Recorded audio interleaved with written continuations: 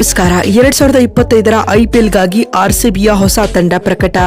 ಹೇಗಿದೆ ನೋಡಿ ಹೊಸ ಪ್ಲೇಯಿಂಗ್ 11 ತಂಡಕ್ಕೆ ಮರಳಿದರು ಸ್ಟಾರ್ ವಿದೇಶಿ ಆಟಗಾರರು. ಹಾಗಾದರೆ ಸುದ್ದಿಯ ಸಂಪೂರ್ಣ ಮಾಹಿತಿ ಏನು?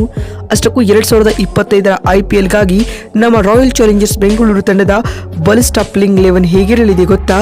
ಹೀಗೆ ಇದರೆಲ್ಲದರ ಬಗ್ಗೆ ಇವತ್ತಿನ ಈ ಒಂದು ವಿಡಿಯೋದಲ್ಲಿ ತಿಳಿಸ್ಕೊಡ್ತಾ ಹೋಗ್ತೀನಿ.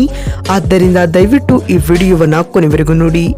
ಆದರೆ ಅದಕ್ಕಿಂತಲೂ ಮುನ್ನ ನೀವು ಕೂಡ ಆರ್ಸಿಬಿಯ ಅಭಿಮಾನಿಗಳಾಗಿ ಈ ವಿಡಿಯೋವನ್ನು ನೋಡುತ್ತಿದ್ದರೆ ತಪ್ಪದೆ ಈ ಕೂಡಲೇ ಈ ವಿಡಿಯೋಗೊಂದು ಲೈಕ್ ಮಾಡಿ. ಹೌದು, ಸೌದಿ ಅರೇಬಿಯಾದ ಜಿದ್ದಾ ನಗರದಲ್ಲಿ ನಡೆದ 2025ರ ಐಪಿಎಲ್ ಮೆಗಾ ಹರಾಜಿನಲ್ಲಿ ಎಲ್ಲ 10 ಫ್ರಾಂಚೈಸಿಗಳು ಬಲಿಷ್ಠ ತಂಡಗಳನ್ನು ಕಟ್ಟುವಲ್ಲಿ ಯಶಸ್ವಿಯಾಗಿದೆ. ಎಲ್ಲ ಫ್ರಾಂಚೈಸಿಗಳಂತೆ ಆರ್ಸಿಬಿ ಕೂಡ ಈ ಬಾರಿ ಅಳೆದು ತೂಗಿ ಹಲವು ಸ್ಟಾರ್ ಕ್ರಿಕೆಟಿಗರನ್ನ ಖರೀದಿಸಿದೆ. ಹಾಗಾದರೆ 2025ರ ಐಪಿಎಲ್ಗಾಗಿ ನಮ್ಮ ರಾಯಲ್ ಚಾಲೆಂಜರ್ಸ್ ಬೆಂಗಳೂರು ತಂಡದ ಬಲಿಷ್ಠ ಪ್ಲೇಯಿಂಗ್ 11 ಹೇಗಿರಲಿದೆ ಅಂತ ನೋಡ್ತಾ ಬರುವುದಾದರೆ, ಕಳೆದ ಬಾರಿ ಕಲ್ಕತ್ತಾ ನೈಟ್ ರೈಡರ್ಸ್ ತಂಡದ ಪರ ಆರಂಭಿಕನಾಗಿ ಕಣಕ್ಕಿಳಿದು ಅಬ್ಬರ ಸೃಷ್ಟಿಸಿದ್ದ ಇಂಗ್ಲೆಂಡ್ನ star wicket keeper cum batsman ಆಗಿ ಫಿಲ್ ಸ್ಲಾಟ್ ಈ ಬಾರಿ ಐಪಿಎಲ್ ನಲ್ಲಿ ಆರ್ಸಿಬಿ ತಂಡದ ಪರ ಓಪನರ್ ಆಗಿ ಕಾಣಿಸಿಕೊಳ್ಳಲಿದ್ದಾರೆ ಸ್ನೇಹಿತರೆ. ಮತ್ತು ಎಂದಿನಂತೆ ವಿರಾಟ್ ಕೊಹ್ಲಿಯು ಕೂಡ ಈ ಬಾರಿಯ ಆರಂಭಿಕನಾಗಿ ಕಣಕ್ಕಿಳಿಯಲಿದ್ದಾರೆ. ಕಳೆದ ಆವೃತ್ತಿಯಲ್ಲಿ ವಿರಾಟ್ ಆರಂಭಿಕನಾಗಿ ಯಶಸ್ವಿಯಾಗಿರುವ ಕಾರಣ ಕೊಹ್ಲಿ ಜೊತೆ ಫಿಲ್ ಸ್ಲಾಟ್ ಇನ್ನಿಂಗ್ಸ್ ಆರಂಭಿಸಲಿದ್ದಾರೆ ಸ್ನೇಹಿತರೆ. ಈಗಾಗಲೇ ತಂಡದಲ್ಲಿ ಉಳಿದುಕೊಂಡಿದ್ದ ಭಾರತದ ಆಟಗಾರ ರಜತ್ ಪಾಟಿದಾರ್ ಮುಂದಿನ ಆವೃತ್ತಿಯಲ್ಲಿಯೂ ಆರ್ಸಿಬಿ ಪರ ಕಣಕ್ಕಿಳಿಯಲಿದ್ದು ಅವರು 3ನೇ ಕ್ರಮಾಂಕದಲ್ಲಿ ಬ್ಯಾಟ್ ಬೀಸಬಹುದು. ಕಳೆದ ಆವೃತ್ತಿಯಲ್ಲಿ ಪಂಜಾಬ್ ಕಿಂಗ್ಸ್ ತಂಡದ ಪರ ಆಡಿದ್ದ ಇಂಗ್ಲೆಂಡ್ನ ಸ್ಟಾರ್ ಆಲ್ರೌಂಡರ್ ಲಿಯಾಮ್ ಲಿವಿಂಗ್ಸ್ಟನ್ ಈ ಬಾರಿ ಆರ್ಸಿಬಿ ತಂಡದ 4ನೇ ಕ್ರಮಾಂಕದ ಪ್ಲೇಯಿಂಗ್ 11 ನಲ್ಲಿ ಆಡಬಹುದು.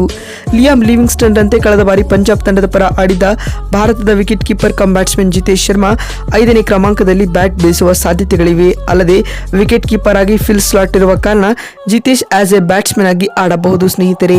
ಆಸ್ಟ್ರೇಲಿಯಾದ ಸ್ಫೋಟಕ ಬ್ಯಾಟ್ಸ್ಮನ್ ಟಿಮ್ ಡೇವಿಡ್ ಮತ್ತೆ ಆರ್ಸಿಬಿ ತಂಡವನ್ನು ಸೇರಿಕೊಂಡಿದ್ದು ಎಂದಿನಂತೆ ಗೇಮ್ ಫಿನಿಶರ್ ಪಾತ್ರದಲ್ಲಿ ಕಾಣಿಸಿಕೊಳ್ಳಲಿದ್ದಾರೆ. ಆದರೆ 6ನೇ ಕ್ರಮಾಂಕದಲ್ಲಿ ಟಿಮ್ ಡೇವಿಡ್ ಆಡಲಿದ್ದಾರೆ. ಕಳೆದ ಆವೃತ್ತಿಯಲ್ಲಿ ಲಕ್ನೋ ಸೂಪರ್ ಜೈಂಟ್ಸ್ ತಂಡದ ಪರ ಆಡಿದ್ದ ಸ್ಪಿನ್ ಆಲ್ರೌಂಡರ್ ಕೃನಾಲ್ ಪಾಂಡ್ಯ ಇದೇ ಮೊದಲ ಬಾರಿಗೆ ಆರ್ಸಿಬಿ ಜರ್ಸಿಯಲ್ಲಿ ಕಾಣಿಸಿಕೊಳ್ಳಲಿದ್ದು ಅವರು 7ನೇ ಕ್ರಮಾಂಕದಲ್ಲಿ ಕಣಕ್ಕಿಳಿಯಲಿದ್ದಾರೆ. ಟೀಂ ಇಂಡಿಯಾದ ವೇಗಿ ಭುವನೇಶ್ವರ್ ಕುಮಾರ್ 14 ವರ್ಷಗಳ ನಂತರ ಮತ್ತೆ ಆರ್ಸಿಬಿ ತಂಡವನ್ನು ಸೇರಿಕೊಂಡಿದ್ದಾರೆ.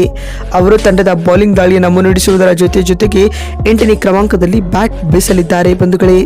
ಆಸ್ಟ್ರೇಲಿಯಾದ ವೇಗದ ಬೌಲರ್ ಆಗಿರುವ ಜೋಶ್ ಹೆಜಲ್ವುಡ್ ತಂಡದ ಪ್ರಮುಖ ವಿದೇಶಿ ಬೌಲರ್ಗಳಲ್ಲಿ ಒಬ್ಬರಾಗಿದ್ದು ಅವರು ಪ್ಲೇಯಿಂಗ್ 11 ನಲ್ಲಿ ಕಾಣಿಸಿಕೊಳ್ಳುವುದು ಖಚಿತ. ಹೀಗಾಗಿ ಅವರು 9ನೇ ಕ್ರಮಾಂಕದಲ್ಲಿ ಆಡಬಹುದು. ಇನ್ನು ಆರ್ಸಿಬಿಯಲ್ಲಿ ಮೊದಲೇ ರಿಟೇನ್ ಆಗಿರುವ ಯಶ್ ದಯಾಲ್ ರವರು ತಂಡದ ಪ್ಲೇಯಿಂಗ್ 11ನ 10ನೇ ಭಾಗವಾಗಬಹುದು.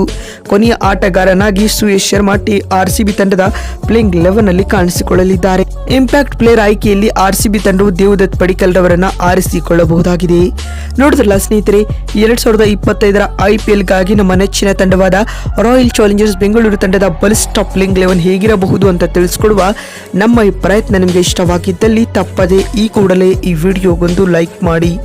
ಮತ್ತೊಂದು ವಿಡಿಯೋದಲ್ಲಿ ಸಿಗ್ತೀನಿ. ಅಲ್ಲಿವರೆಗೂ ನಮಸ್ಕಾರ.